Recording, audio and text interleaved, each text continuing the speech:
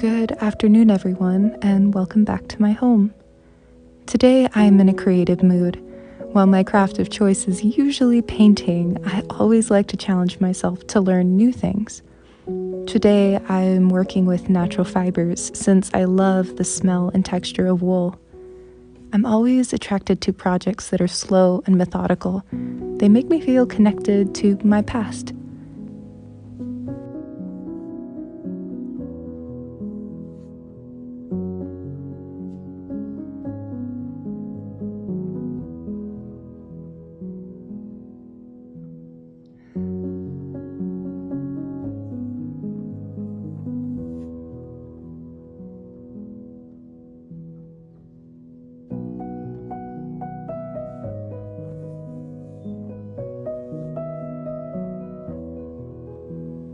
This project was inspired by a book written nearly 100 years ago that delighted many children and adults alike.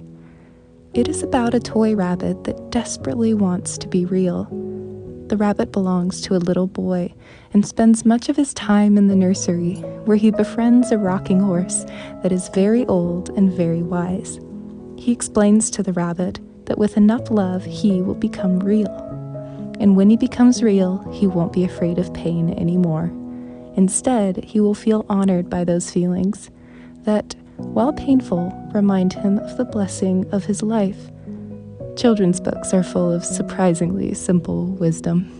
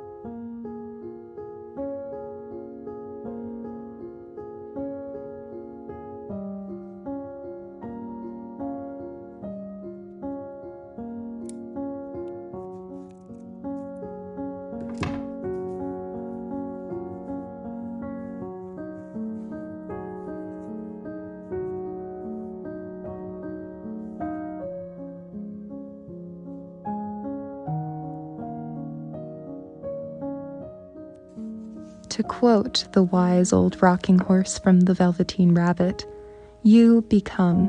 It takes a long time. That's why it doesn't happen often to people who break easily or have sharp edges or have to be carefully kept. Generally, by the time you are real, most of your hair has been loved off and your eyes drop out and you get loose in the joints and very shabby. But these things don't matter at all, because once you are real, you can't be ugly, except to people who don't understand."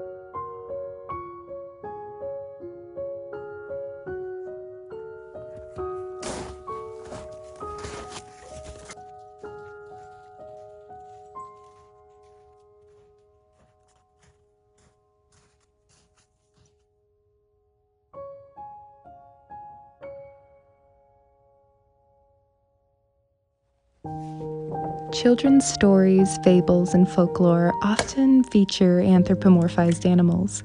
These stories hold much value to me because my love for animals has been an innate part of my person since I was born.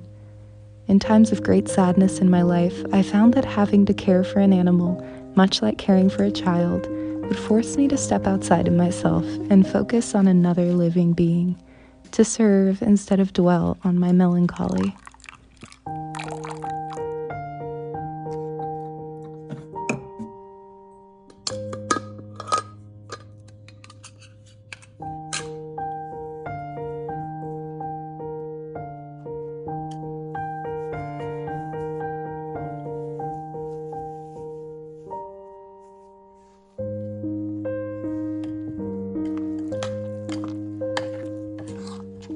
Wild animals impact me in a different way.